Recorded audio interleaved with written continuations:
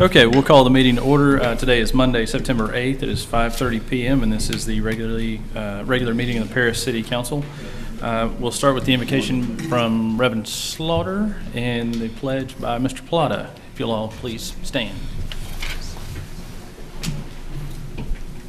Not so much. Gene, mind filling in? Spot duty. May we pray? Heavenly Father, we're indeed thankful for the opportunity we have, Father, to come and to partake of the city's business, to serve our city and our citizens. We just pray for your godly wisdom and guidance as we do this, and we just ask, Father, that everything be done in a civil manner, Father, and we show proper respect for each other, and we just ask that all things might be done in a way that glorify your name. For we ask these things in the name of Jesus. Amen. Mm-hmm. Allegiance to the flag of the United States of America and to the republic for which it stands, one nation under God, indivisible, with liberty and justice for all.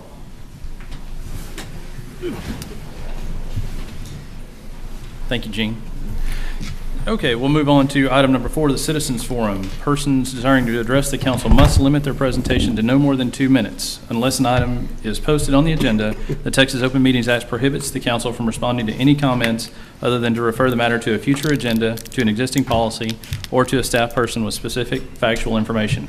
Claims against the city, council members, or employees, as well as individual personnel appeals, are not appropriate for the Citizens Forum. Anyone desiring to speak, please come forward, sign in, and state your name for the council.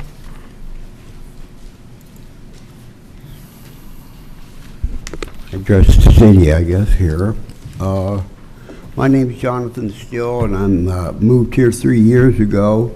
I was charged a very exorbitant rate, I think, with my water, well, actually my sewer bill. The highest rate possible. It hasn't gone down too much, but I wasn't reimbursed for any of that. And I believe Proposition 1, since I've been here, has gotten passed for $45 million. And yet, here in the paper, the current rates for non-contract customers were determined not to be sufficient to generate the necessary revenue needed for the water and sewer fund. That's by Finance Director Gene Anderson, a quote.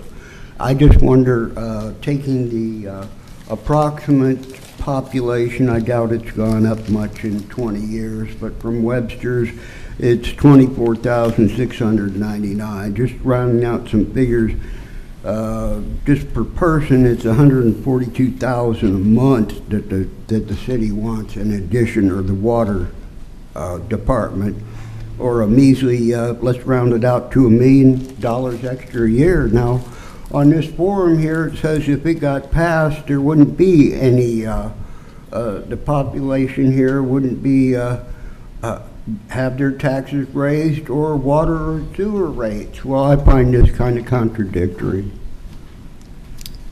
Thank you for your time.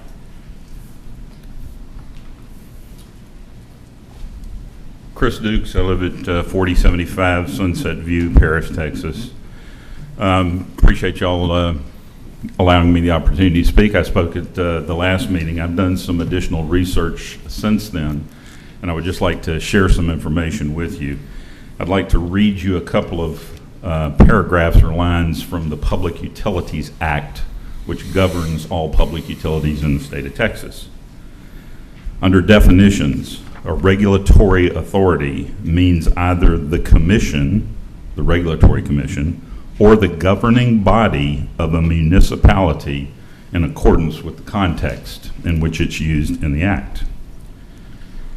The regulatory authority on its own motion or on complaint and after reasonable notice and hearing may adopt just and reasonable standards, classifications, rules, and practices an electrical utility must follow in furnishing services.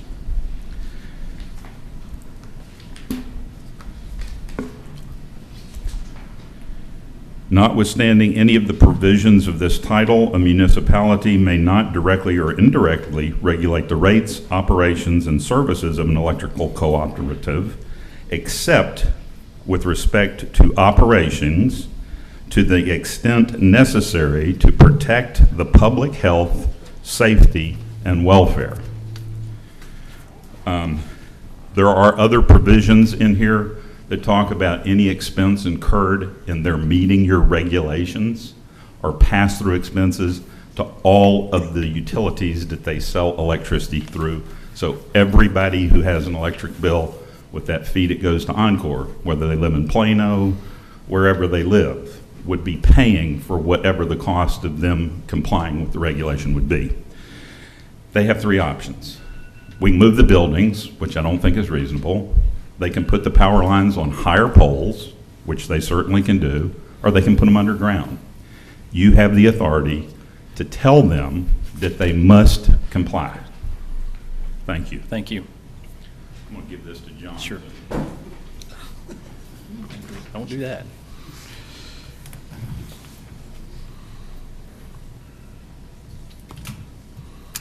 Would anyone else like to speak?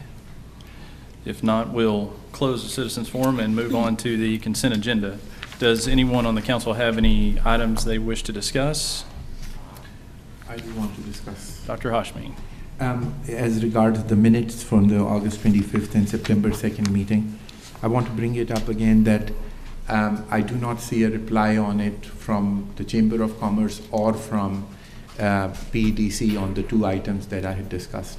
Right. Those will be on the next agenda item, and the reason for that is because the chamber president, director, whatever she's called, Melissa, had surgery. Okay, that's so fine. she's unavailable tonight. That's fine. Other than that, no other questions. Any other items to discuss? If not, I'll take a motion on this item. We got a motion by Dr. Hashmi. Is there a second? By Ms. Lancaster. All those in favor say aye. Aye. Opposed? Motion carries. Move on to the regular agenda. Janice, item number 13. Conduct a public hearing, discuss and act on an ordinance considering the petition for the Historic District Overlay for Reverend Michael Massey on behalf of Mount Canaan Baptist Church on the east part of Lot 11 and the east part of Lot 12, Block 5, located at 60 Sycamore Street. Good evening, Mayor and Council. Mount Canaan Baptist Church is requesting the zoning so that they can have a historic overlay district.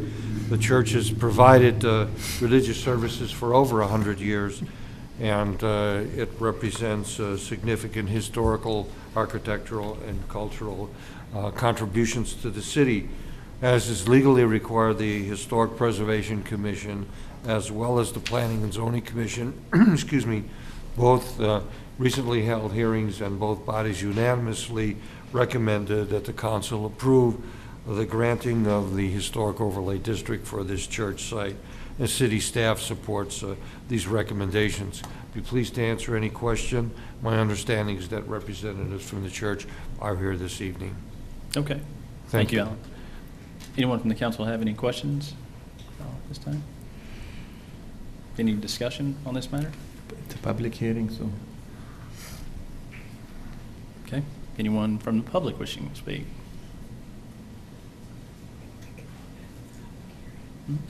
Oh, I'm sorry. Thank you, Janice and Dr. Hashmi. The public hearing is now open. Please come forward. Good evening. How y'all doing? Good. I'm Pastor Massey. I am the pastor of the Mount Canaan Baptist Church. We, the members of the Mount Canaan Baptist Church, like to take this time to thank the council for. We want to express our thanks to thank the City Council for addressing our desire to become a historical marker. We've been in existence in the city for 128 years. And matter of fact, some of our members are here. And we have Miss Virginia. She's one of our members, and she's 89 years old. So the church has been moving and viable, and we want to continue to grow as a body of believers in serving this community. Our mission at the Mount Canaan Baptist Church is to lead people into a growing relationship with Christ by motivating, strengthening, and inspiring and informing believers to become disciples for Christ so that they may apply it to their daily lives. So we've been here for 128 years, and we want to continue to do that as we grow in this city and become, make our contribution to the city. Thank you. Thank you.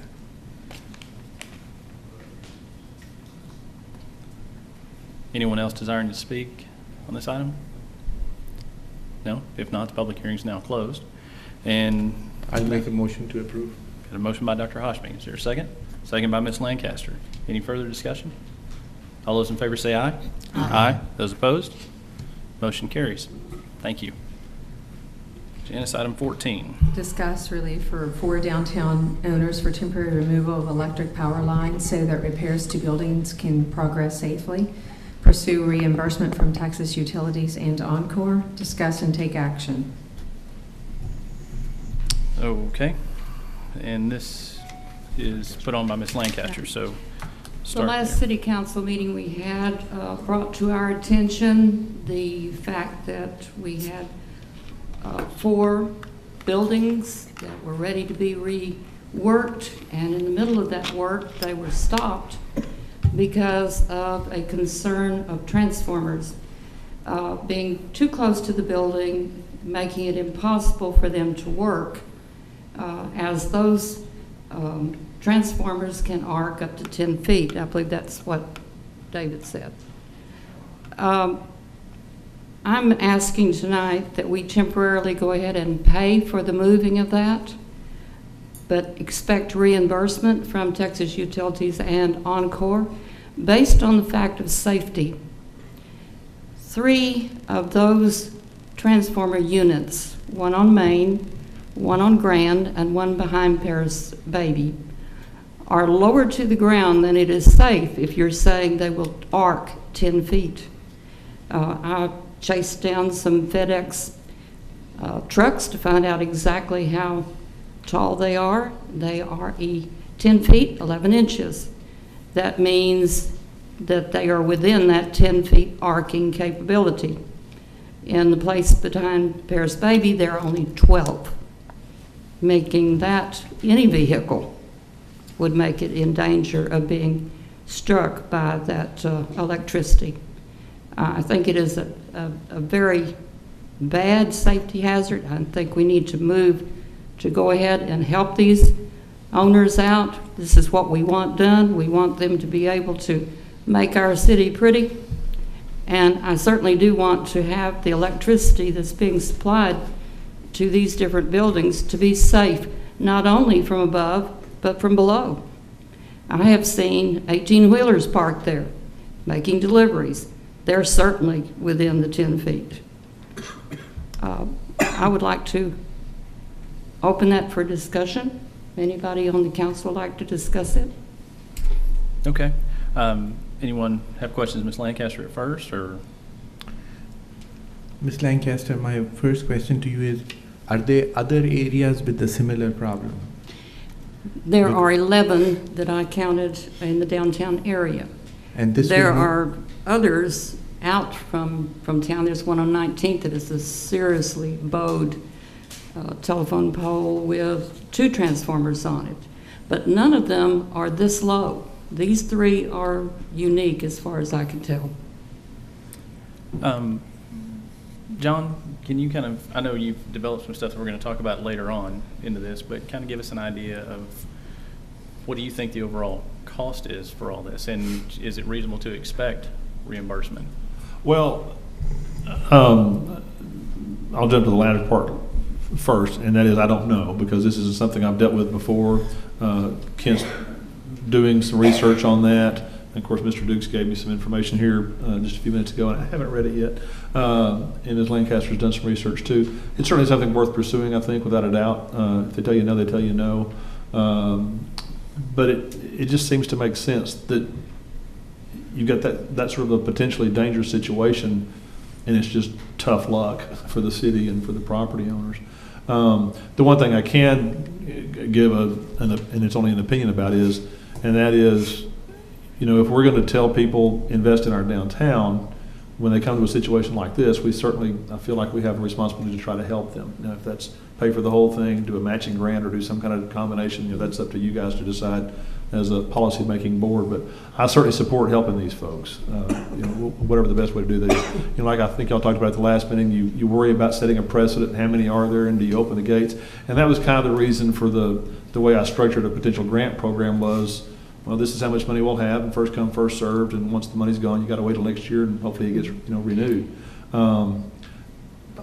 Gosh, I would think these would be the first people on the list no matter what, Well, because they're ready to go. I feel that these three are an even exception because we're really talking about a safety issue here. It was brought up by Encore that you couldn't work within 10 feet, and here it's just as close to being to vehicles on the ground that you could get hit. Yeah, you and could. so I make a case that we might help out and get this done, but I expect reimbursement from Encore. Yeah, and I don't disagree that you can certainly make a great case, and you have to go ahead and pursue these. And then if we want to do whatever it is, item number 19 tonight on too, the others. Still do that for others that come along in the future. So it kind of kills two birds with one stone, or I guess that's two different stones. But anyway, I guess I'm for it. If you're asking me, I don't think we got anything to lose. It's too important, I think, for downtown to when you got somebody that's wanting to do something with the building downtown, I'd say help them out as much as we reasonably can. Right, and not just that, but that really is a safety issue. I mean, I had no idea those things would arc 10 feet. Yeah. And that electricity is going to go the least resistance. It may be up, it may be sideways, it may be down. Who knows? Yeah, and I don't know, David Collier's here. I don't know if he wants to say anything or if he wants to be quiet. I don't want to pick on you, David, but if he's got any explanation on how dangerous it is or is not, or if that makes any difference. If the council wants to hear from David, but I know he's here, so.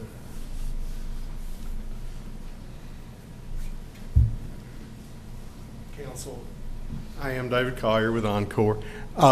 Ms. Lancaster, just to answer your question, I know Mr. Dukes had indicated that the arc could be in 10 feet. It's working within the 10 feet of the primary area. That's what the law says. Well, this definitely falls within that 10 feet. So if a person... I've got it, one here is 7.5.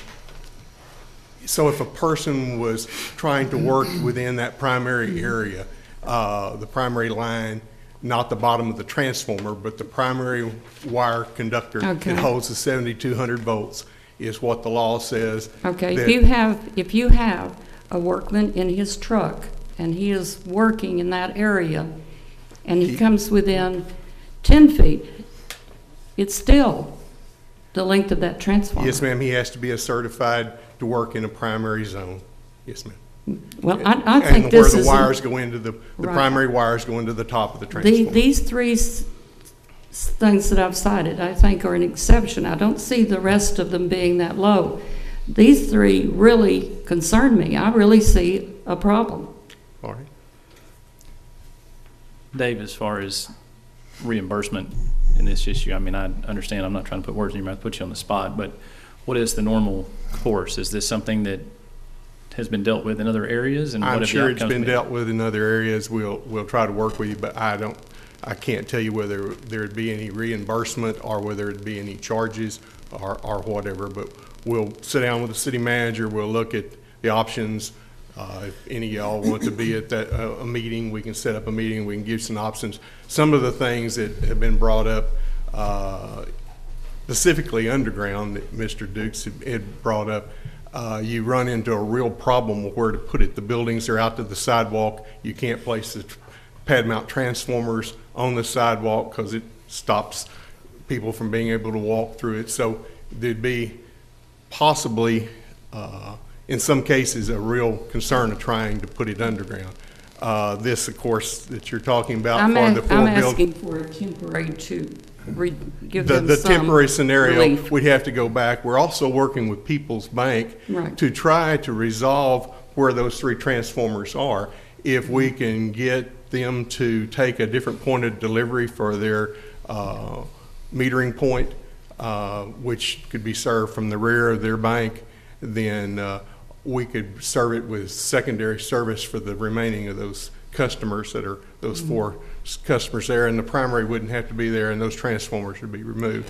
People's Bank have not given us an answer whether they'd relocate their facilities or not, so, or their point of delivery and meter base. So we're working with them, trying to get some options. All right.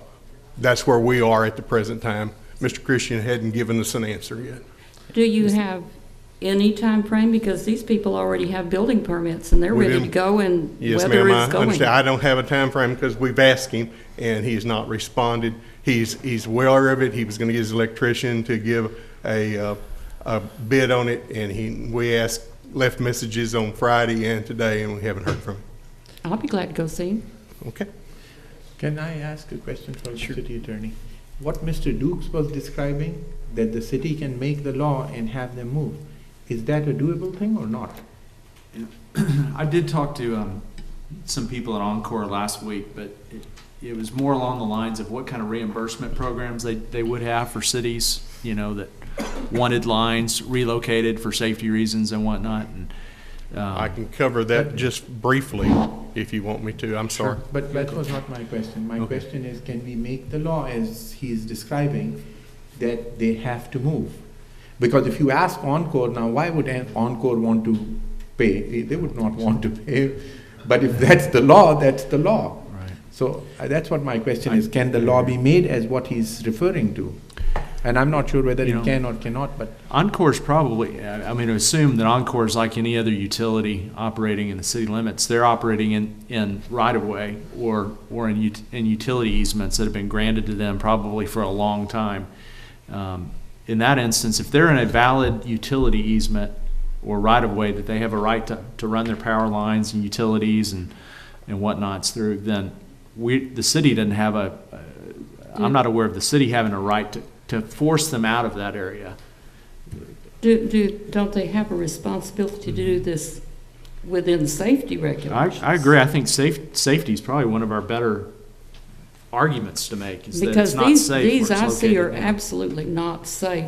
If someone gets killed there, who's going to be responsible? Are we, or is Encore? Who accepts Right. that responsibility? So that's the question. Can we make an ordinance that if it is within the safety range and we determine what the safety range is, that from now on, this is the ordinance that if it is coming within the safety range, that you will have to move it?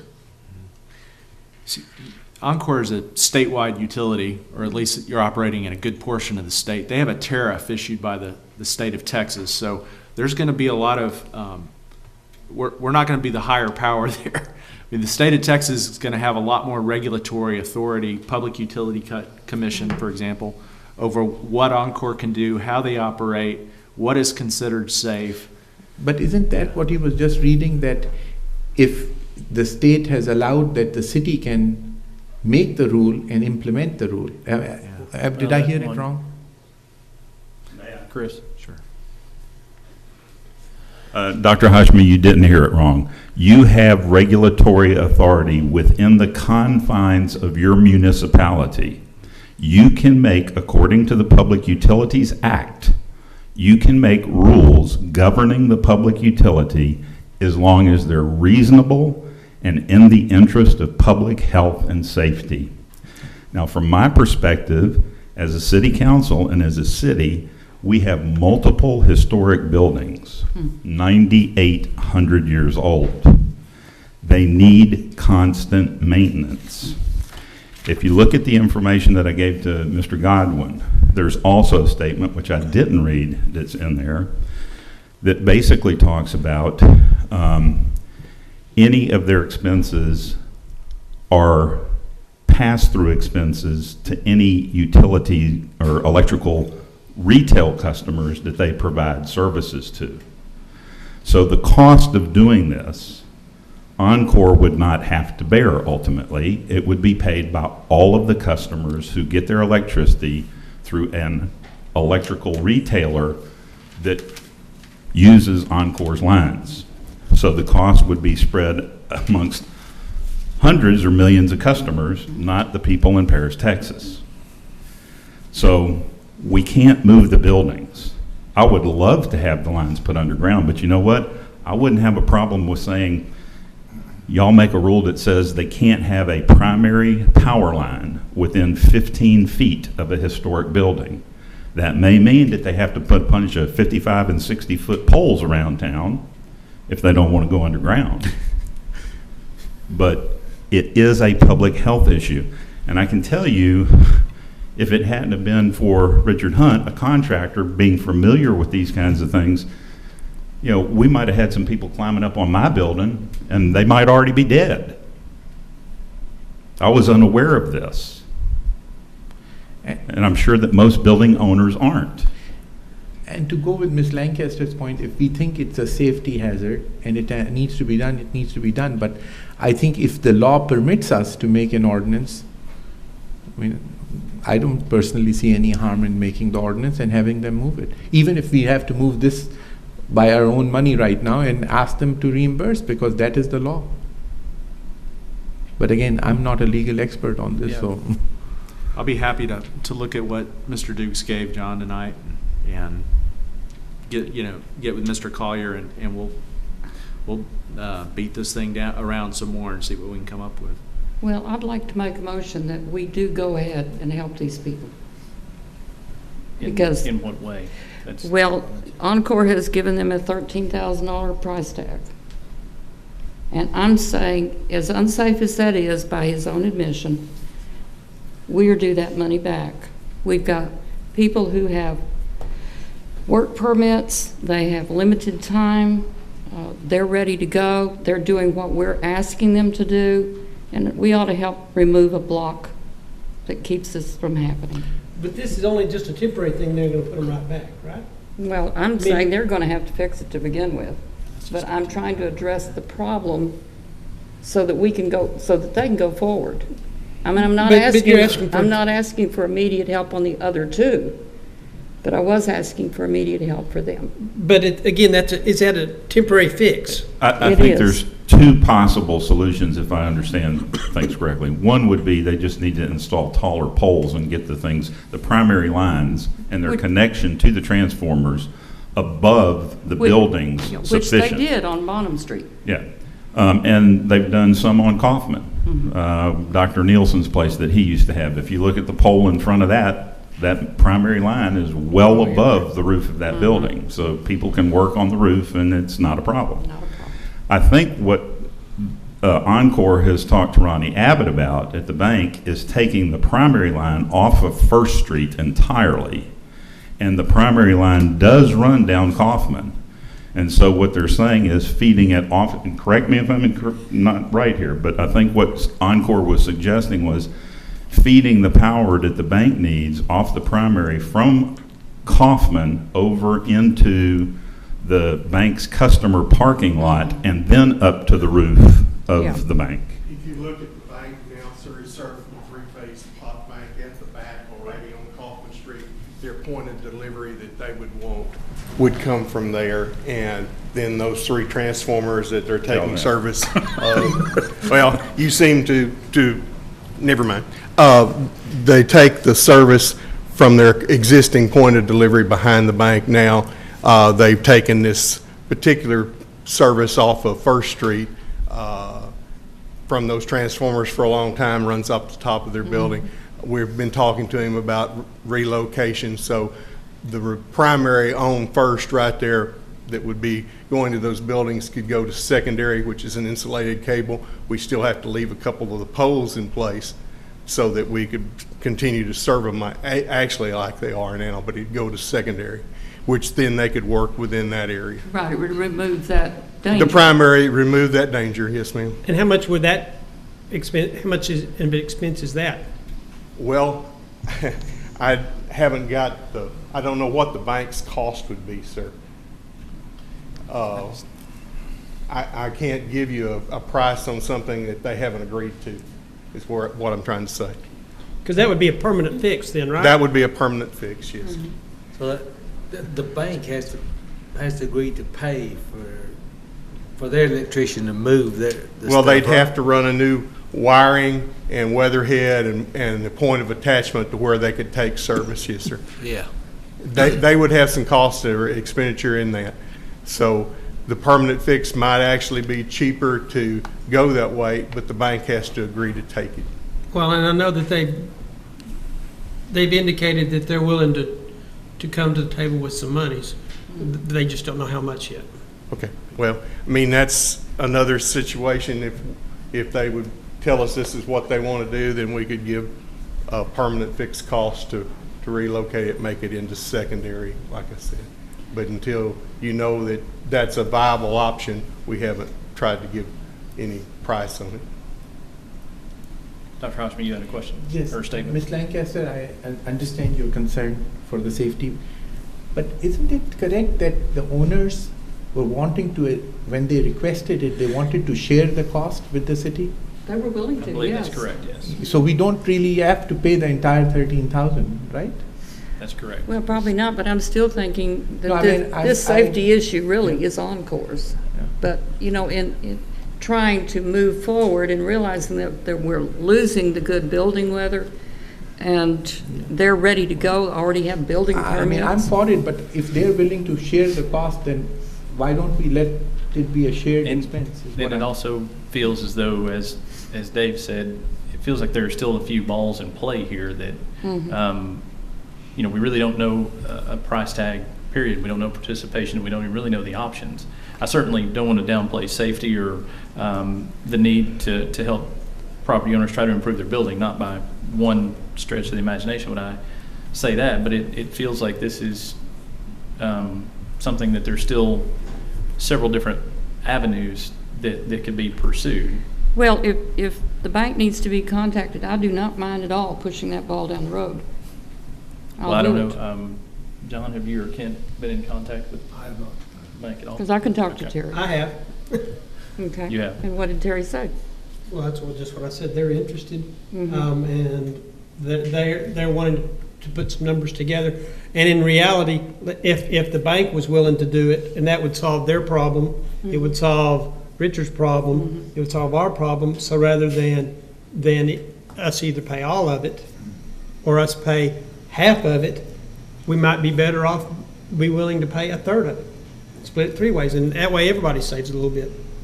And of course, that only addresses this one. There's 2 others. Well, that's So what the other, I'm that's what the not grant wanting comes to to. let Encore off the hook. I think they have responsibility. Well, I don't disagree with what you think, but I know the realities of it, that I'm not sure that if we step out and put the monies in there, that we're gonna get any relief from Encore.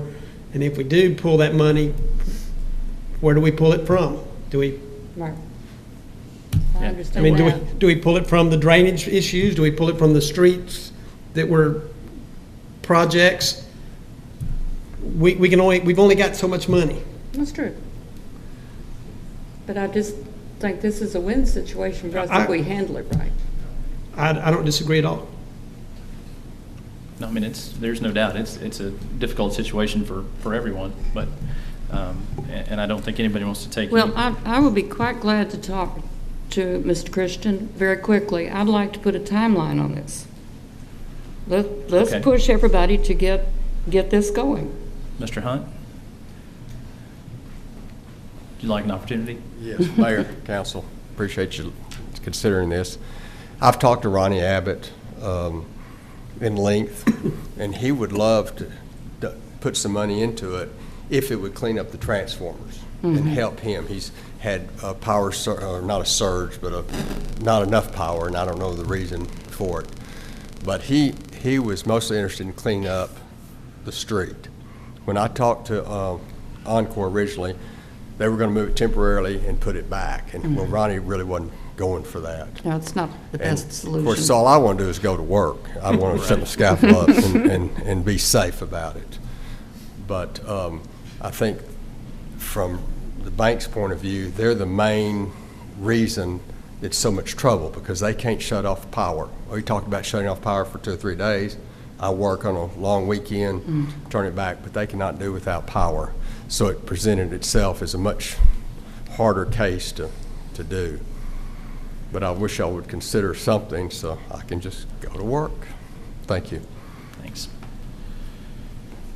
So is it feasible to ask the property owners and Dave and John to get together, and certainly if you'd like to participate in that, to meet with Peoples to come to a conclusion? Well, I'm certainly for moving it along as fast as we can, because I think they've lost a lot of time already. And I totally agree with that. So let's put a timeline on it. Okay, do you have one in mind? Yeah, I'll go tomorrow. Okay. John, do you think that's feasible? For you to work with Sue and Dave? And let's see, the next council meeting is regularly the 22nd? 22nd. So that's the next regular scheduled council meeting. Is that agreeable to meet? I agree. I don't want to take. Well, but but what about this other grant down below? I mean, if we approve it tonight, that could give them, one way or the other, there's some money available somewhere. As soon as tomorrow, correct. Is that money available right away? Could be available Could be. tomorrow if you approve it tonight. So if you get an answer in the next couple of days, you've got the money.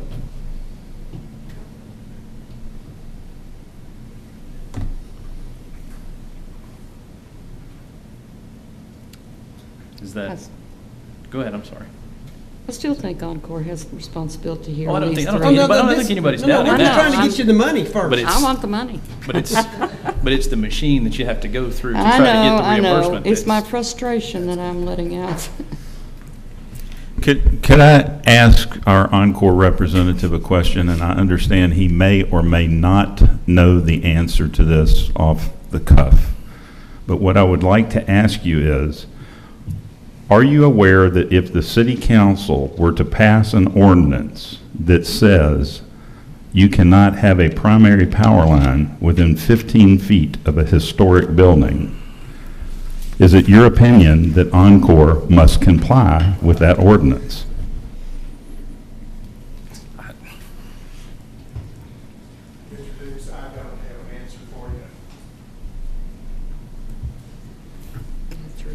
Okay.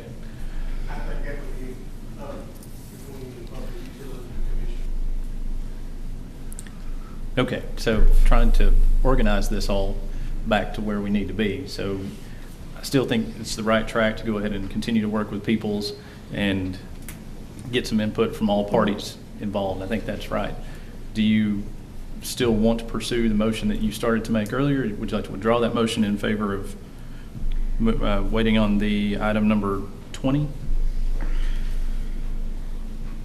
Because you started to make a motion, but it was never really clarified as to what it was, so. Well, I want to move forward making the repairs. If the only way we can get any money, if we have money in this one, where are you getting that money that we can't get for up here? Well, again, that's a council decision. If you appropriate the money, then we'll provide the money. You know, the item 20 is a matching grant, so that's a lesser amount of money, potentially. 13,000 has been what I've been told. Yeah, we've heard 10 and 13 both, and I think that's somewhat nebulous still, but it's in that neighborhood. Mr. Frierson, can I? Yes. Ms. Lancaster, would it be reasonable to, if you want another council meeting, maybe sooner, will that satisfy you if we did that rather? I'd like to see this done pretty quickly. So do you want to maybe amend this to next, if you don't like next council meeting and you want it done sooner? I'm not trying to suggest what you should do, you do whatever you want to do, but do you want to delay it by a week and see what happens in this 1 week or not? And I would be glad to contact the bank and maybe work with David. And bring it but back I wouldn't to a want it to be special. longer than a week because, I mean, these days are going. So if others are acceptable to a special meeting, it will be a brief meeting if. Perhaps. Perhaps. Well, then But that would it'll- just be it the- subject to when she can Yeah. get it together. I'll be going Within tomorrow. 3 days. Trust me. Well, but you Yeah, I might mean, can go tomorrow, but that then doesn't we mean got that all the posted. other parties can.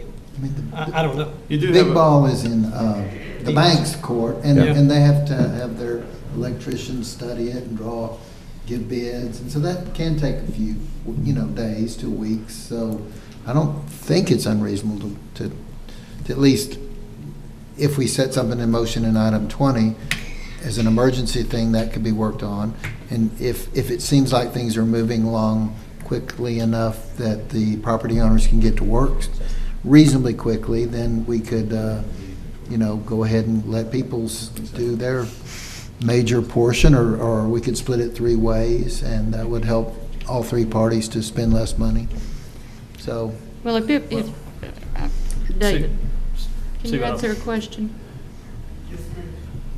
Did Peoples have not responded to you at all? We have not heard from Mr. Christian. Okay, so if we arbitrarily just said we'll split it 3 ways, and you're thinking it's 13,000. That was what Thereabouts. Mr.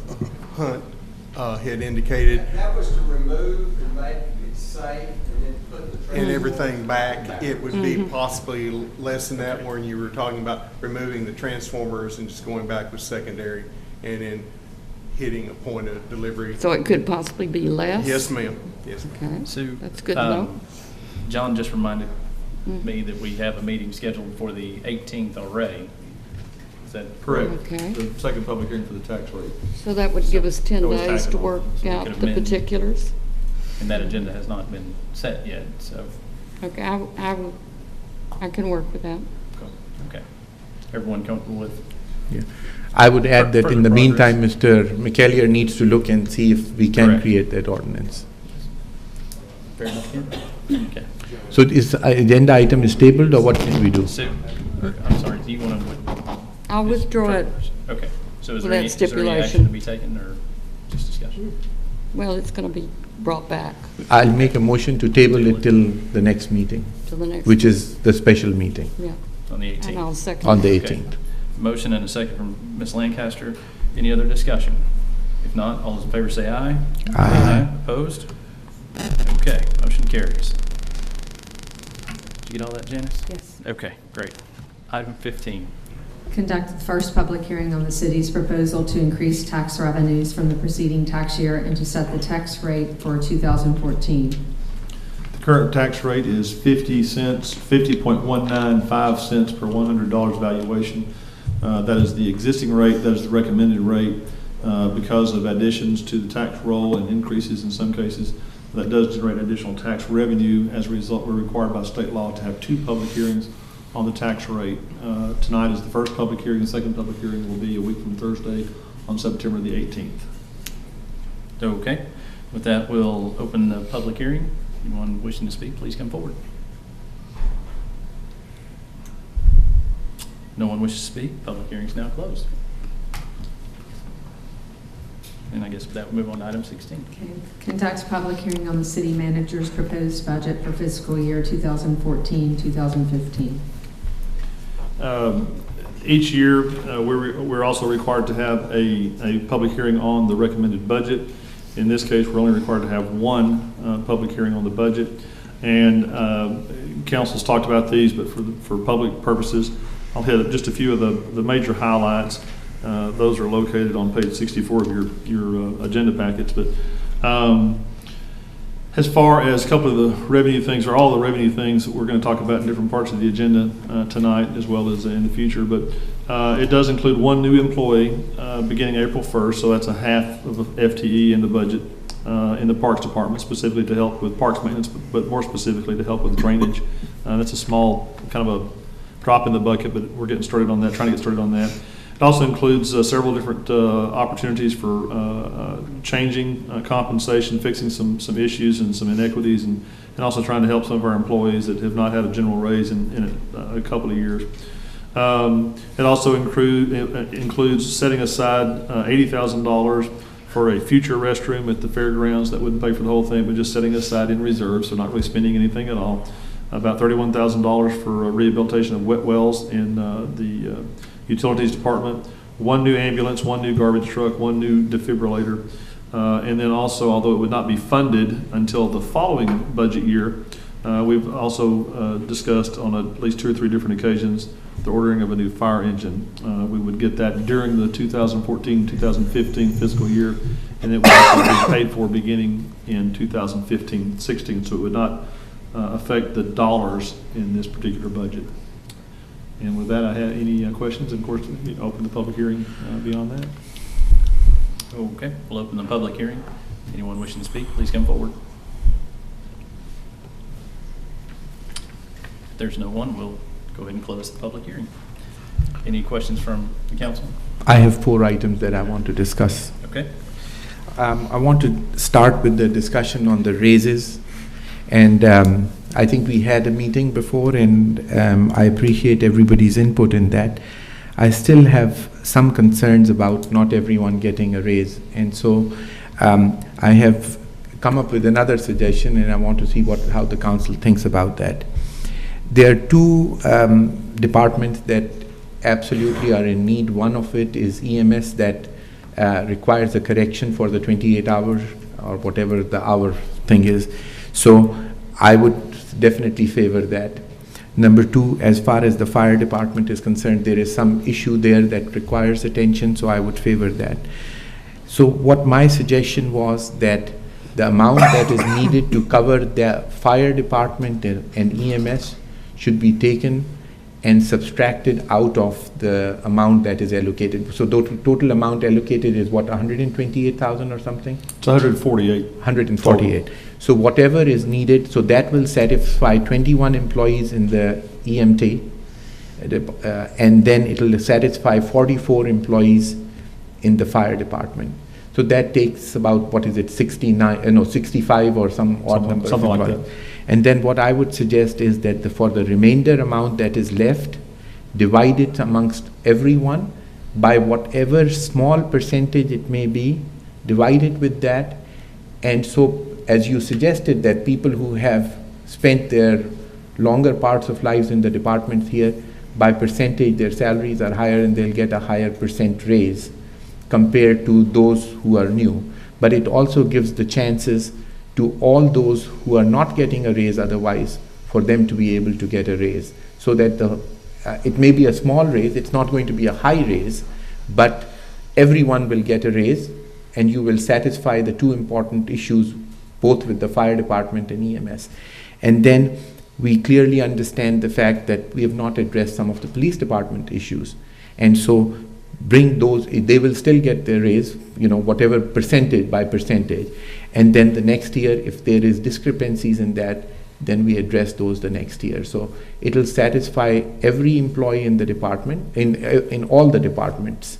First of all, it will satisfy the two issues that you're dealing with, which is EMS and fire department.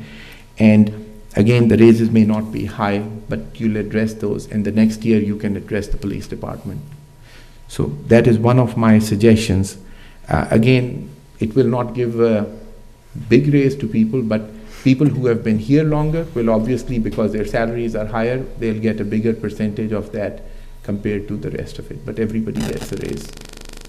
So if you don't mind, I'd like to discuss each point separately. So if council wants to discuss this first, let's discuss this rather than keep coming back and forth on this. Well, first of all, what is your suggestion? I mean, what do you think about it? Me? Yeah. Yeah. I think, again, I'll stick with our original recommendation. That's our preference. Mm-hmm. I think what you're saying certainly has a lot of merit. And as I said at the last meeting, Mr. Plata has some of the same concerns is, you hate for some of your employees to be left out while some get raises. And any time, no matter how you think about it or how hard you think about it or how much you care, when some of your people are getting raises, some of your people are not getting raises, there's the potential for sending an inadvertent message that some are more important than others, or you're going to hurt people's feelings and so forth and so on. The counter to that is, in some cases, like you're saying, the raises may be so small that it doesn't do any good. Maybe it doesn't send the message, that we're trying to send, and that's kind of where we've come from is trying to pretend or trying to imagine or guess what 320 people are going to think. And trying to make them as reasonably happy as possible. But certainly what you're saying is very workable. If that's what the council decides, we'll be very happy to get that, because I think that makes a lot of progress, where we are. And like so many things, I keep emphasizing infrastructure over and over, not that it's not obvious we've got infrastructure problems. We've got to start chipping away at it, and we can't fix it all in 1 year, we know that. And so, if we can fix a couple of big issues and get started on some other issues, that's very, very doable. So absolutely. Your answer is you will be comfortable with it? Sure. I like mine better. Yeah. But yeah, yours is a close second. Okay. I would, Dr. Hodgman, I agree. I agree with EMS and the fire. Okay, but the percentage raise, I'm I'm not in agreement. It's so less money. It's not that much money, and the guys you're talking about is gonna get a percentage raise way at the bottom, it's gonna be nothing. You take that money, I would prefer giving a flat rate across the board. Everybody gets the same thing. That way it won't be nothing. Everybody be happy or sad or whatever at the same. So you're saying that the remainder divided equally amongst everyone? Is that- Equally. I mean, I'm fine with that too. I just felt that people who, Mr. Godwin was asking, that people who have spent a lot of time, they're rewarded a little bit more, but I'm comfortable with this idea too. I'm fine with it. Well, you know, there is merit there, but what I'm saying is the guys that been here, they do make a lot of big salary, and they're gonna get most of it. And the guys out here doing work don't make that much, and they're not gonna get none of it. I'm fine with either one. Don't have any objection. And I like the idea about, yeah, I guess we do need to do the fire and the EMS. Tell me that again about the EMS. Why you have to change from 28-day to? Laws have changed over the years that provide for 28-day pay cycle is typically something that's used in fire and EMS, and because our EMS department is different here from the fire department, and also EMS is non-civil service and the fire department is civil service, we need to treat EMS like the rest of the employees in the city, not like police and fire, because other than they're in public safety, they don't have anything in common with them. So do they have a STEP program too? No, they don't have anything. They don't have civil service or steps. They have nothing, so. So next year, we're gonna be putting them on STEP program too, right? I'd sure like to. John, after our workshop the other day, the council asked that you go back and look at the alternatives, and I got the information that you sent as far as how that all lines out, but you did go back and meet with the department heads. I just kind of want to go over that process again. We did. We met the next morning and we talked about it again, and we talked about, I think I provided you 3 different scenarios. One would be, the 2 we talked about is spread the money out amongst everybody equal dollars. One is spread it out based on percentage. And a third one, which we didn't talk about, was you could delay the raises till April, and that way you'd have a bigger pot of money to spread out. I think that's a bad idea, just so hopefully y'all dismiss that right away. But, because I think that's just kind of kicking the can down the road. And again, as I told Dr. Hashmi, I still have my favorite of the 3 choices. None of them are perfect, none of them are great. What we would have loved to have done is have a 2.5% increase across the board on all of the whole pay cycle, but there's just not enough money for that at this point. So we're looking at something, somewhere in between. I don't feel horribly strongly about it. I think any of those 3, all 3 of them, you can make a really good argument for, and I think really good arguments have been made for all 3 of them.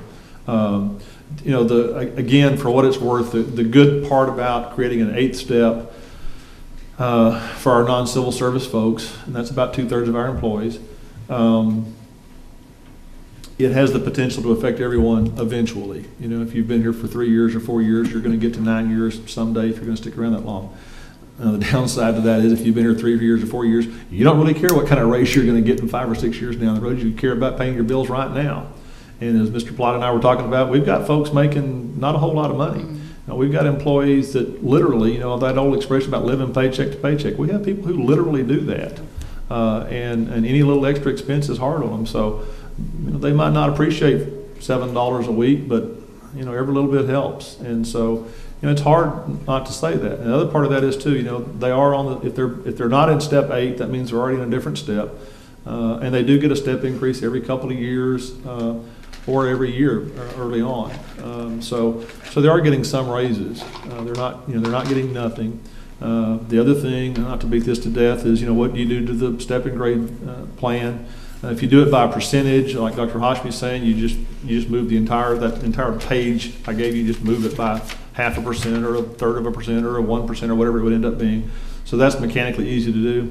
And the other one, it changes your percentages, but you keep everybody the same dollar amount apart, like Mr. Plata said. So anyway, I'm talking in circles now, so I'll stop. They're all very workable. They're all very doable. I will greatly appreciate any of those that you do for our employees. And just to clarify, in case anybody's interested, I'm not on any of these plans, so I'm not talking about anything for myself, not to brag on myself, but just in case there's somebody who goes, well, yeah, he's wanting that because he'll get a big raise. I'll get nothing. Neither will the fire chief. Not to pick on him, but he's a separate deal too. So just to make clear of that. But yeah, we'll take any of those three. None of them are bad ideas. Absolutely none of them are bad ideas. Dr. Gross-Nichols, I asked him to send me a list of how much the raises are going to be. And I want dollar amounts. And just non-civil. Right now, there's 33 people here I counted. They're going to get a 5% raise. I mean, if y'all think that's fair, well, vote for it. But they getting a 5% raise, and you got these people here not getting anything. I just don't see anything fair about it. Is that accurate, John? I mean, it is. But just to clarify one thing, because I don't think I said it very well a minute ago. Because if you're not one of those people that can go to step 8, that means you're in 1, 2, 3, 4, 5, 6, 7 now, unless you're an EMS and for whatever reason they're in nothing. But setting them aside, either you got a 5% raise last year or you'll get one next year. And there's 73 people that are going to get step increases anyway. So besides the 38. So you know, it depends on how you look at it. And certainly if you're one of those people in step 8, whether you're a clerk or a garbage collector or a director, and we've got all 3 of those positions within that 38, so that's why I use those 3 examples.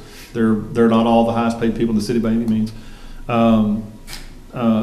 Your perspective would be, well, I've been at this step for 3 years or 5 years or 9 years and I haven't gotten a raise. All these other people are getting a 5% raise every other year and I've gotten nothing. Why are you penalizing me? Because I've been here a long time. I should be rewarded for being here a long time, not penalized for being here a long time.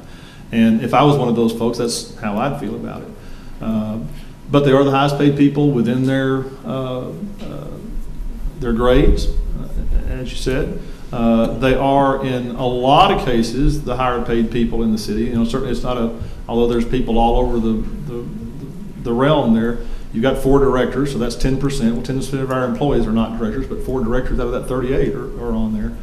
Because a lot of times with age, experience comes promotions. So it is leaning towards that way. You do have some high paid folks on there. So that's also true too. But anyway, I'm rambling, but yes, you do have, it is absolutely true. Those 38 people would get 5% raises. 73 other people would get 5% raises as well. And those that didn't, most of those would have gotten a 5% raise last year if they'd been here, you know, working here at that time. Well, I mean, for me, I echo what John said, and it's a good thing that we even get to have this discussion that people are going to get more money. That's just my opinion, but for me, I think John has looked at all aspects of it and is trying to make the best of the situation, compensation-wise, that we're in, and if the department heads and city manager recommend this, I think I would probably favor just pursuing it that way, knowing full well that everybody's opinion matters and all the opinions certainly have merit. That's just kind of where I fall. So,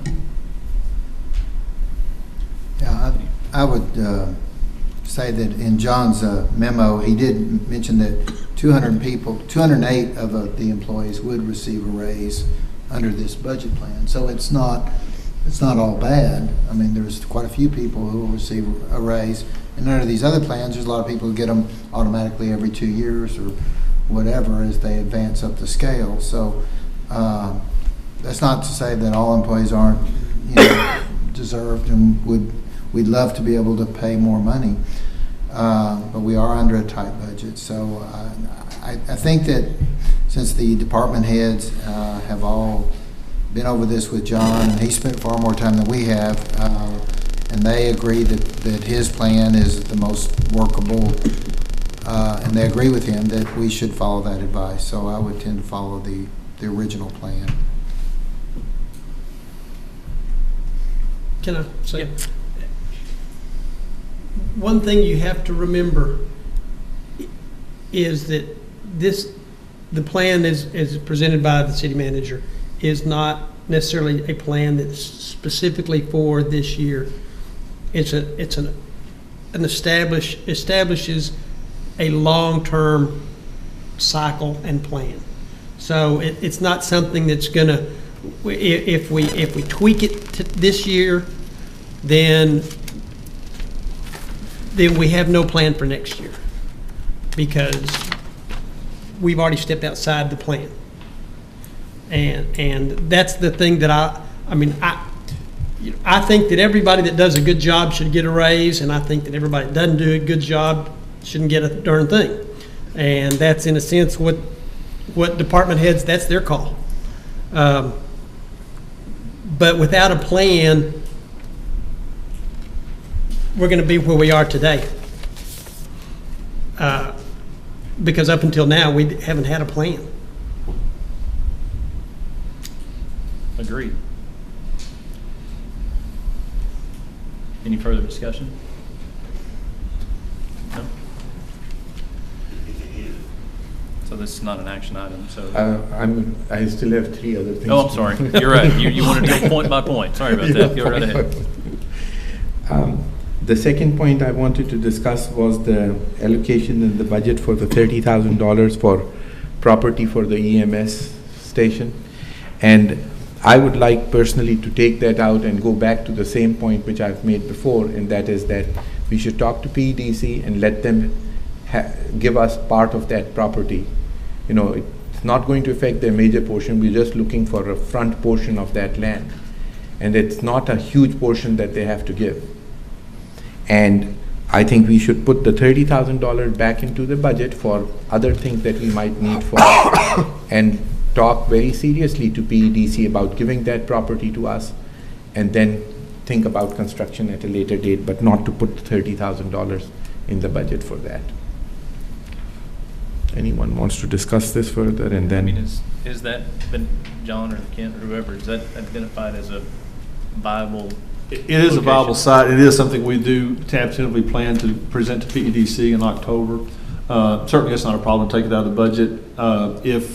If there's a cost of $3,000 or $9,000, either way, we'll bring it back to the council and ask you to let us spend the money. So it's not a problem to take it out. But by saying that, I'm not hearing you say we don't want to buy the land or acquire land, and that's the point. I just want the council to be able to. Land. I'm all for acquiring the land because I think they do need it. Right. But instead of paying $30,000 on it, if we can put that amount back in the budget, and when you bring it back, if PEDC wants a small amount for their property, well, you know. Or if we have to go somewhere else and spend that much, but we can still come back to it. The reason it's in the budget specifically is really as a placeholder, so that we can come back, we can negotiate a deal with PEDC or someone else if we need to, and then come back to the council and say, we want to acquire this property for this much money, and then you say yes or no. So it's not a problem, take it out. So that was number 2. Any? No, I mean, that was really if a conversation's been had, that's one thing, but I wasn't sure if that was even a viable location. You would prefer it to come out all together rather than just lowering the amount?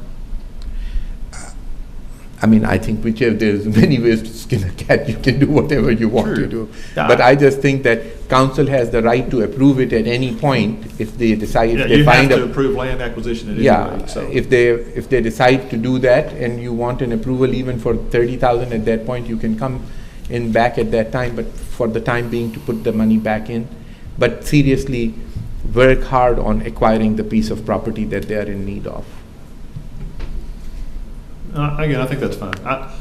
We'll be back to you either way, so it doesn't hurt anything. We won't spend that money on something else. We won't assume it's available for some other purpose, so that's fine. Any other discussion? I thought you told me the other day that you couldn't put it back and like use it for. I suggested putting it back and going to raises for people. You said you couldn't do that. In that fund, we couldn't. Would have to be for some kind of capital. But that's what I'm saying. We would not do that. We would not use it on anything else. We'd leave it there, whether it's specifically budgeted or not. We'll leave it there for that purpose until we come back to you with a real prize. And if you don't spend that money, so what that money can be used for what, streets and stuff like that? I don't know exactly, but I would think it could be used for almost any capital thing off the top of my head, just not for operations because it's not part of the general fund. But yes, we could use it for land or for restrooms or for, capital. Now, not maintenance of streets, not filling potholes, but of course, that doesn't get you very far on streets. But yes, the capital stuff, probably equipment, that sort of thing. Restrooms downtown at the... It could go to that. It could go to, if you notice that they started on the windows here, it could go to finishing up some of these windows, things like that. But yeah, it could go to the bathrooms downtown. But anyway, the money will be there no matter, even if it doesn't get spent all year long, it'll still be there next year and the year after until it gets spent specifically on something by the council. Is the council comfortable with asking on Dr. Hoshme's behalf, I guess, to remove that? Yeah, so that's fine. Okay. Then there were two other things that I wanted to bring up, and that was, one was, actually that's under item number 19. Should we just discuss it under item 19? Or it's part of the budget too, so you can talk about it either time. Okay. And I'm all for saving money for future use, but I think at this point to tax the people for at some point of intended use of new equipment, I think we should find other ways of arranging for the equipment rather than put an additional tax on the people. So, but again, I don't have any strong feelings. If it has to be, it has to be. But that was one of the other things that I wanted to say. Okay. So I'm not sure how important it is. Well, is it something that I think in 2 years we're going to need to buy a garbage truck, and it's going to cost about $140,000. So we can come up with $140,000 in 2 years, or we can start putting money in the savings account to pay for it in 2 years. So it's going to cost us the same amount of money either way. The notion is, let's start paying for it now, a little bit at a time. But essentially we are taxing the taxpayers for something that we've not even bought yet. Well, I mean, I understand your reasoning. Yeah, I'm not totally against it, but I'm just saying that 2 years from now, our situation might be a little different. We are not going to be buying a fire truck 2 years from now, and so we might actually be able to fund that truck without increasing the tax on them. But realize the fact that if it happens at that point and you need the money, you need the money. Yeah, it's just a matter, and you're right. I mean, it's the idea is to have a plan, have a multi-year plan to take care of things and to pay for them as you go, as opposed to kick the can down the road, as they say all the time nowadays. No, I don't think we should change the plan. I think if we need the truck, we should plan that 2 years from now we'll take the truck, we'll get the truck. But if we need money at that time, we arrange for it that time rather than start collecting today from the taxpayers for something that is a potential thing 2 years from now. That was the third thing, but I'm not stuck on that. And the last thing that I'm still concerned about is still the water rate, and that is a concern that I have, and I understand Gene explained it before that the bond issue really doesn't have much to do. Even when we were doing the bond, he had said that based on what the consumers end up using, the water rate will change based on that. So if the rate is increased, it's not increased because of the bond, it's increased because the consumer usage has changed. Right. And I think Gene clarified it even when we were talking about the bond. But I still think that we take quite a bit of money out of the water fund and place it in the general fund. And so I'm still opposed to the fact that we increase the water rates. I think the water rates should be left alone. I don't think we have any intentions of doing any bonds in the near future. And if we get to a situation that we need to raise the water rate at some point when we are planning to do a bond, we do it at that point. But those were my 4 suggestions. I don't have anything else further. The rest is all fine with me. John, you got anything else? Well, I'm okay with 2 of them. Well, I assume we'll discuss more right. of We'll the last one on item 18. On separate issues. Okay. Any of the rest of the council have any other items they'd like to bring up, or are we okay moving forward? Okay. All right. So then we move to, what are we on now? 17? Great. Discuss and act on a resolution calling a public hearing on proposed amendments to the proposed budget for fiscal year 2014-2015. If the council amends the recommended budget, which is the one that you have, then an additional public hearing would be conducted on September 22nd to specifically talk about just those amendments or those changes to the budget. And my understanding is, Gene, that's only if the budget is increased, correct? So none of the things y'all have talked about increase the budget. So on that basis, again, this is local law, not state law, but there's no reason to do this now, is there? So we can just skip over 17. Unless y'all have something you want to add to the budget. Unless y'all want to put another $1 million in there for raises or something, you can skip over number 17. Council okay moving forward to item 18? Yes? Okay. Okay, discuss and act on an ordinance amending sections 34-22B water rates, sections 3423A, B, C sewer rates to reflect changes recommended by the 2014 water and sewer rate study. And we're going to need a motion to remove this from the table. All right. Can I get a motion to remove it from the table? A motion by Dr. Hashmi. Can I get a second? I'll second. Second from Mr. Pilato. All those in favor say aye. Aye. Opposed? There you go. Mr. Anderson, good luck. And it's not my beeper this time. What is beeping, it's not me. Somebody else's phone or beeper. Well, just to kind of briefly repeat what we talked about before, you know, the city has an independent consultant conduct a cost of service study each and every year. And the purpose of that is to determine both the contract rates for the contract customers and the non-contract rates, which are residential and commercial accounts. And as part of that study, the current retail and commercial account rates were determined not to be sufficient to generate enough cash flow for us to operate at this time. And the reason for that didn't have anything to do with the bond issue at all. It had to do with the reduction of consumption by our contract customers, and also they increased their efficiency in operation. And what that is in more simple terms, that efficiency is they lowered their peaking demand. You know, one of the things that determines part of their rate, and they have two-part rates. They have a regular flow rate, and then they have a peaking rate that if they spike the system, which costs us more to operate, then they get a rate that reflects that spike. But if they operate more efficiently, that is, they operate with lower peak demands, then they benefit from that. That lowers their rate because it lowers our operating cost to some degree. And they were able to do both of those things. They reduced their consumption and they lowered their peaking demand, but we still got certain infrastructure costs that have to be paid for regardless. And the only other place to go for that revenue that we need is in the residential and commercial section, because everything else is determined by contract. So again, it's my recommendation that you adopt the rate in the study, because the study, like I say, it's done by an independent outside firm that has, you know, no stake in the matter. We need to do that because we don't have the cash flow we need if we don't do it.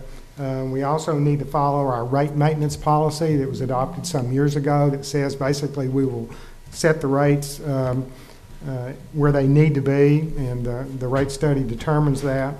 We also have to maintain a certain reserve based on what our outstanding debt is. And so we need to keep that in mind. And then we also have a reserve policy, an operating reserve policy that was established or adopted by the council that says we'll maintain 4 months operating money within the water and sewer fund. So in order to do what we said we will do in our policies, you know, we need to adopt the rates as they've been proposed. And I understand that's not, you know, popular to do, and if I could avoid any way, come up with any other way so that we didn't have to do it, I'd be doing that. but I think we're obligated from a, financial integrity standpoint, to adopt the rates as they've been put forth in the study, because I haven't heard anybody refute any of the numbers in the study or come up with an alternative study that says these numbers are wrong. So if the numbers are right, we need to do what's right and adopt them, and that's my recommendation. Okay. Dr. Grossnickel? As unpopular as it is, I think everything that Gene said, we all know is true. And nobody wants to raise tax rates, water rates at all. But we got into trouble some years ago where the reserves were far more dangerously low than anyone thought. And this rates adjustment part of the charter was adopted just to safeguard against this same thing happening.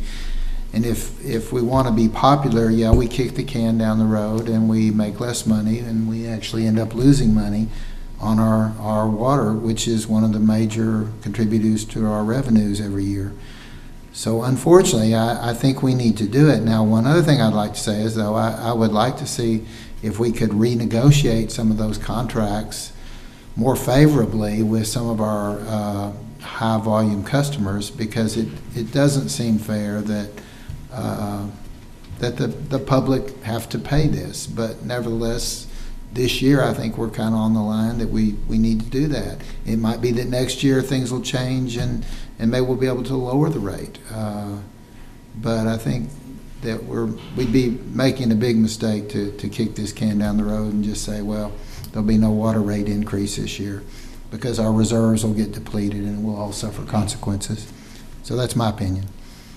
Gene, when we delayed this earlier this year, we did it for a variety of reasons, but that came at what cost to the city? It's estimated based on the rate year that was looked at in the study to be about $275,000 from the time that we tabled it previously. Yes. And that's assuming that we adopt it right for the rates to go into effect with the October billing. That's what it would be. Okay, and I think I've asked you this before, and there's really no way to quantify it at this point, but really, with the addition of industry is the only way that we're going to be able to keep this on the right path so that we don't have to continue to raise these rates, right? I mean, it's based on usage. Well, it would certainly help if we had new industry. It would help if for some reason you had an expansion in an existing industry where they needed more water, or it required them to peak, more, and use more of the system. The more of the system they use, the more we can allocate to them.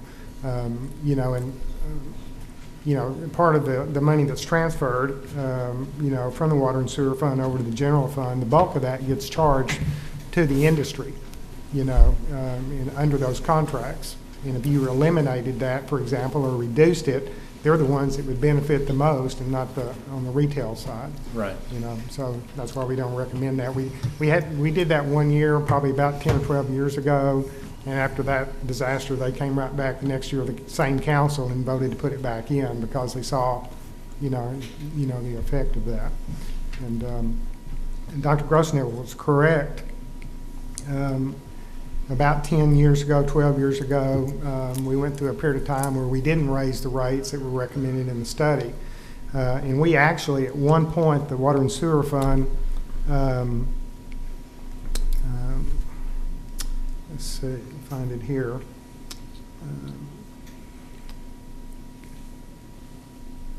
Was almost $2 million in the red. No reserves and $2 million in the red. So we've got to operate the system because people, they want the water there when they turn the faucet on, when they flush the toilet, they want it to go somewhere. So we're going to operate the system, and what we basically had done, we had used general fund money, kind of offset that negative balance. We were at the point where it wasn't going to be enough to cover that. And we had council recognize that and began to turn, the rates around, and built us back up to where we needed to be. And I'd hate to go back in that direction. Yeah.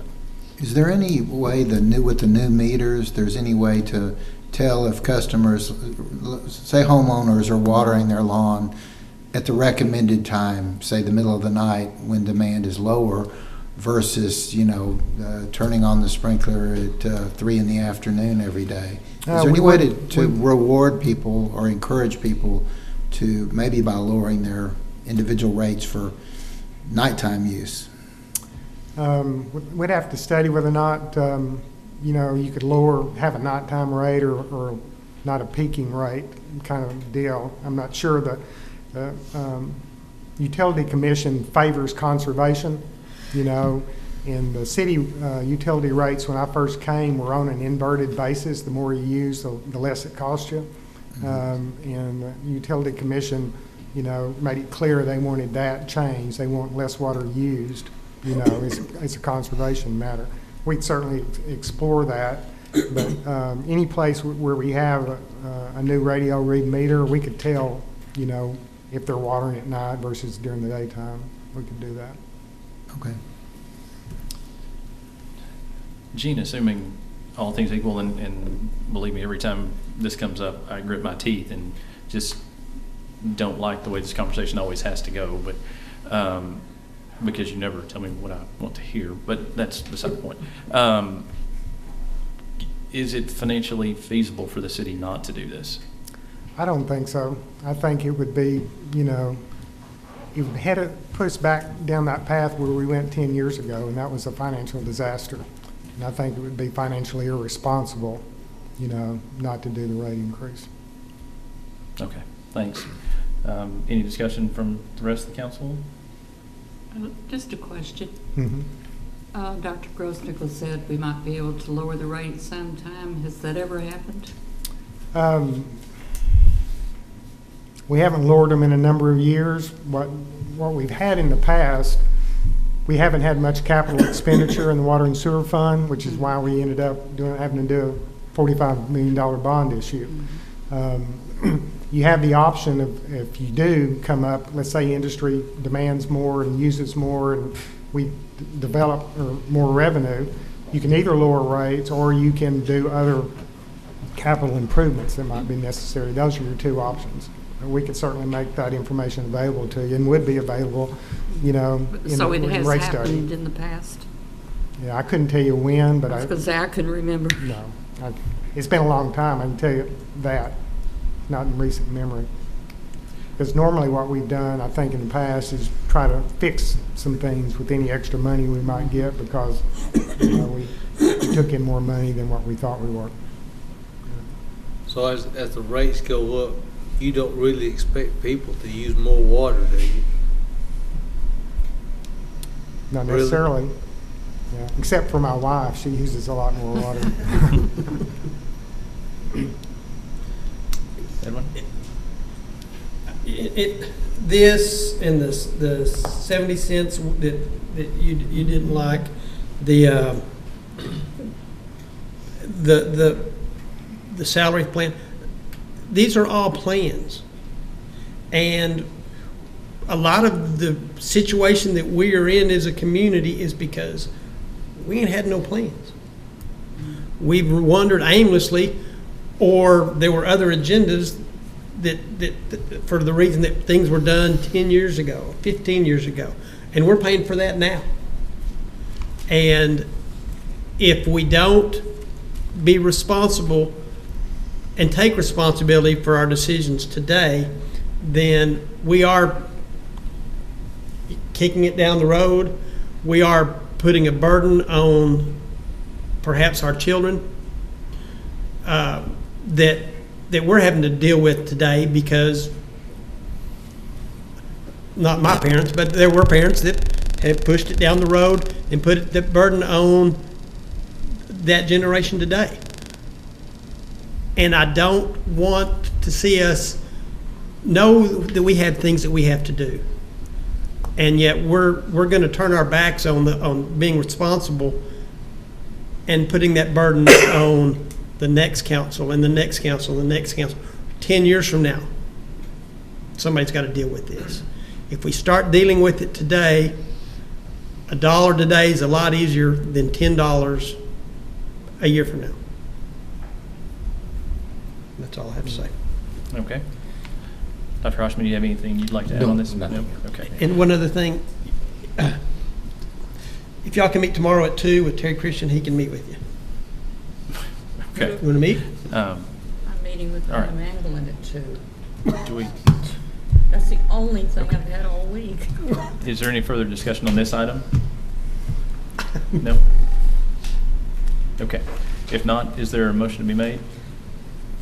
I'll make a motion that we adopt the water rate as presented, Okay. effective, I guess, October 1st. Is that right, Gene? Yes. Effective October Okay. 1st. Have a motion from Mr. Pickle. Is there a second? I'll second. Second from Dr. Grossnickel. Any other discussion? If not, all those in favor say aye. Aye. Opposed? Okay. I I'm need going to how many abstain. hands of opposed? Mr. Plata was opposed. Okay. And, Abstained. Okay. and Abstained. Ms. Lancaster and Dr. Hoshmi abstained. So the So the motion motion carries. carries. Yeah. Yes. Okay. 2:30? Okay. We move on to item 19. I think we already. That's for three. Hang on, Did we hang discuss on it? a second. Okay. I'm sorry. Yeah, 3-1 with 2. Okay, abstain. okay. Yes. Sorry about that, yes. I'm sorry. Okay. Well, again, sanitation equipment fee, certainly I understand Dr. Hoshby's concerns. Yes, yeah, oh, yeah. And it's just a matter of, you know, we're trying to lay out a framework so that we can handle these things as they come rather than having the big hit as we go. Either way, it costs what it costs. So if if you want to delay the fee or half the fee or start the fee next year or wait in 2 years and do it that way and pay for it after we get the truck set up before the truck, you can make any of those arguments. I think this is a good idea just to get us, started down that road. But it's certainly whatever the council's wish is on this. It's not going to hurt us, a whole lot either way, I don't think, so. And this is really, though, just retail customers, isn't it? This is all customers. Well, I guess that's all we have is residential. Okay, customers. right, it doesn't affect the Right, yeah, we don't businesses. do Right. commercial garbage, right? Yeah. No.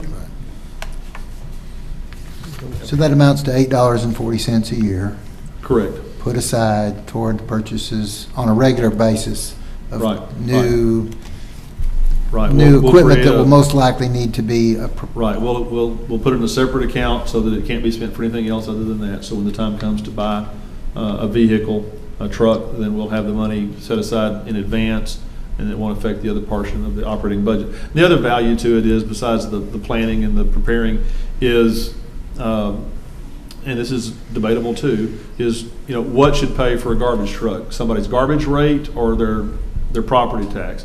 I would argue it should be their garbage rate. That's what garbage rate's supposed to be for. That's why a lot of cities, and we talked about this a little bit a few months ago, that's why a lot of cities have their garbage collection a separate fund, so you make sure it pays for itself. Because otherwise, property taxes is having to subsidize it. And that's my biggest worry about all of this, is that in 2 years or 3 years, whenever you buy a garbage truck, you take $140,000 in property tax to pay for it.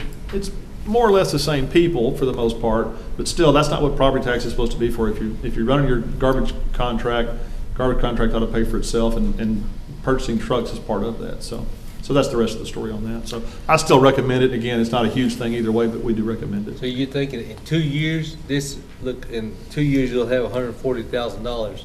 You looking in 2 years, you're gonna have to buy another one? Yes. Just like we have ambulances on a once-a-year cycle, we have police cars on a so many miles, typically, give or take mile cycle, also depends on actual usage and maintenance. We want to have fire engines on an every 20-year cycle, 10 years frontline, 10 years reserve. We have 7 garbage trucks, buying them every other year, then they're still asking them to last quite a number of years. Mr. Franklin? Yes, sir. If I can. I don't want to beat this topic to death. I'm fine either way. But the thing about it is, I do have a quick question. Supposing and I'm opening a can of worms now. Supposing some council decides that they don't want garbage collection, what happens to this money? Where does it go? You'd still need to spend it on garbage collection in one form or another. Okay. there was quite a bit of public dissent about the idea of trash privatization, but had that gone forth, the company who got the contract would be the one purchasing the new trucks, and their rates would reflect when their expenses get, their profit margin drops too much, they're going to raise their rates. So this is kind of akin to a small rate increase by, say, Sanitation Solutions. I mean, just covering the cost of the equipment ahead of time. So I don't have a problem with it. I mean, again, I'm not a fan of big taxes, but it's a small tax that will help pay for, and tax may not be the quite correct word. And for It's what an it's assessment. Right. For what it's worth, Mr. Plata asked, I think meeting before last maybe, if it can be put on your utilities, your sanitation bill as a separate line, and it can be, and it can say what it's for, so people know what it's for at least. So. Well, I guess I would draw it back to something Dr. Hoshmi brought up a few meetings ago when we were talking about fire trucks, and as far as if we don't do this, I mean, I guess if we were to buy a new truck down the road, would we be saving anything by not having the, I mean, if we did this, would we save in financing of anything, or is it a total enough cost? Well, we would hope, however you finance a garbage truck, that would pay cash. Okay. You know, it's not as expensive as Right. a fire truck, obviously. They're very expensive, but we hope we'd pay cash either way. So financing costs wouldn't matter. The difference is really where you pay for it and what do you gain or lose. You know, you're gonna pay a certain cost, and what's the best way to pay that cost? Right. Through a fee or through taxes or through some other source of revenue. Okay. Any other discussion from the council? I'm kind of like Dr. Hoshmi. I agree, and Edwin, I agree with the plan. If there's a plan, Lord knows we'd all be beneficial or benefit from it. And as such, I'll make a motion. Make a motion. I'll make a motion to get on with this. Yep. Mr. Pickle has a motion. Is there a second? Second. Okay, second by Dr. Grossnickel. All those in favor say aye. Aye. Opposed? I suppose I'll say I do. Okay, okay. So once again, for Janice, did you get? 6-0. I believe that's correct. Is that correct, Ms. Lancaster? Okay. All right, so we move on to item 20. Discuss new policy options for assistance with downtown electric power lines and possibly take action. Sent you last week a copy of this. I hope you had an opportunity to look at it. And then, of course, it's getting in your packet too. Starting on page 79 or 77. Just kind of some simple guidelines. The notion is that we would participate in a grant program, a matching grant program, and trying to help folks with, again, the primary power sorts of issues. And we have a number of those, as Ms. Lancaster pointed out, in town. Priority would go to people who, like Mr. Hunt, who has a project ready to go. We wouldn't do it for somebody that comes along and says, well, I want to build something one of these days. We'd put them in the line, but it'd be at the end of the line. We could control the cost. On the page 78 there, I suggested a maximum of $25,000, $5,000 grants, or 50% of the relocation cost, whichever is smaller. Also, one of the factors I put in there, and it may not be obvious why, or maybe it is, but the grants may not be in an amount greater than 20% of the total construction cost. The reason for that is somebody came in and said, hey, I want to spend $119 to fix the front of my building. We don't want to give them a $5,000 grant so they can do $119 worth of work. The work needs to be substantial. Like, again, Mr. Hunt's, pick on him. This is a good way to pick on him because we're trying to help him. So anyway, it's a pretty simple thing, and I think it's a really, I'd like to see us, it's another program, I think, pretty innovative. It's different from what other cities are doing, like we've done with some other stuff around here. And I'd like to see us to move forward on that. So we've got that available for Mr. Hunt potentially, and maybe for other folks as well. Okay, thank you, John. I'll start if you don't mind. Go right ahead. Number of things. I have favored the idea. I think the implementation is where I have some concerns. Number one, I think if I'm not mistaken, you're talking only about historic district? Yes, sir. Okay. I would favor, just like we have done tax abatements, etc., and when we discussed those, we discussed about throughout the city. I think it should be throughout the city. That's number one. Number two is, I think grant shall be in the amount of $5,000. I would like to say that I would personally like to reduce it to $2,500 per person, etc. Now, the third thing that I'd like to add is that it should not be per property, it needs to be per individual, so that if one individual has gotten a grant, that same individual, even if he has another property, that he's not entitled to apply for a second property. So $2,500 per person, so it will benefit about 10 people if we go along with $2,500. But it cannot be that one person has 5 properties, so he gets $2,500. Yeah, I think that's a good idea. When you've got a limited amount of money, you don't want one person to get all of it. Yes, so that was that. Those were the 3 things that I would like to say. And the remainder of the things that you have said is fine. So 2 or 3 changes, that not the same individual throughout the city, and reduce it from $5,000 to $2,500. And the remainder, I'm fine with all the rest of it. And the other question that I have is, do you want to vote on it tonight, or do you want to wait till we come back with the next meeting that On the 18th? On the 18th. Well, I mean, just to go ahead and get my opinion out there, I would prefer going ahead and moving forward. That's fine. I think Sue hit Just a the question. nail on the head. If we've got somebody that's been waiting on us, the more we can do to help, the better. I would personally prefer to leave it at the $5,000 simply because I think the projects are going to be quite extensive in nature. So I don't think the frequency is going to be quite as cumbersome as the actual size of the individual project. So I would prefer leaving it at the $5,000. I don't disagree with Dr. Hashmi about. But that's a max anyway. Right. Right. But as far as I don't disagree with removing the historical district designation. But so I mean. Yeah, we'd actually written it that way to begin with, and Sean made me change it, so it's okay. To change. Nice job, Sean. No, I mean, I think a lot of it will end up happening in Right. the Right. historic district, but just like she has said, that there maybe it'll expand it. Yeah. Well, there is a lot of buildings that are close together in the downtown, and we are trying to promote the downtown. Right, So right. I see the value in trying to keep it And that may be where they all into end the central up, part but of if the there's city. another place where it's an issue, I don't think that's a problem either, so I think that's Instead of fine. just Just make that limiting change. it. There is one down Bond Street past 19th though. Yeah. So there are probably others. I mean, I'd hate to say no just because you're located somewhere else, so. Okay. Sue, you obviously, this is a hot button item for you. You have any changes, or how's your feeling about this process? No, I really don't have any changes to it. Okay. It's an expensive proposition. But again, that's kind of one of those things. Unfortunately, we find ourselves in a position where it is what it is. So, any other discussion from the council about this? Is there a motion to be made on this item? I'll make a motion. Leave it at 5,000 with a single person and take it out of historic district. Okay. So, motion to approve I'll with second those that. changes. Second by Mr. Pilato. Any other discussion? All those in favor say aye. Aye. Aye. Opposed?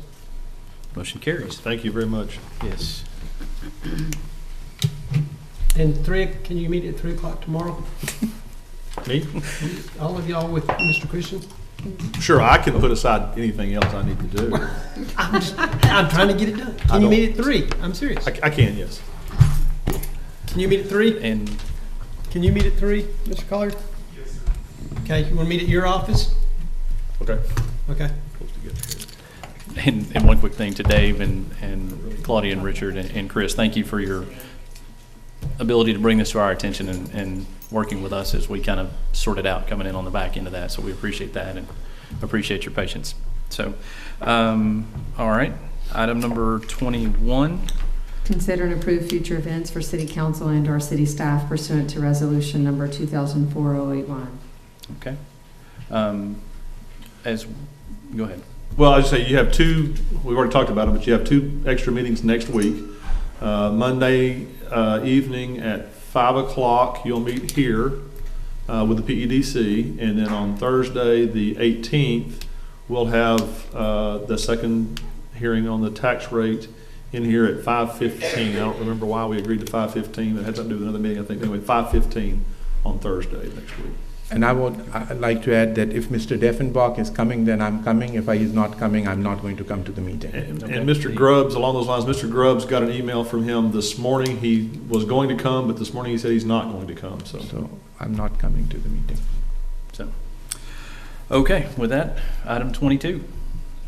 So moved. Second by Ms. Lancaster. All those in favor? Aye. Opposed?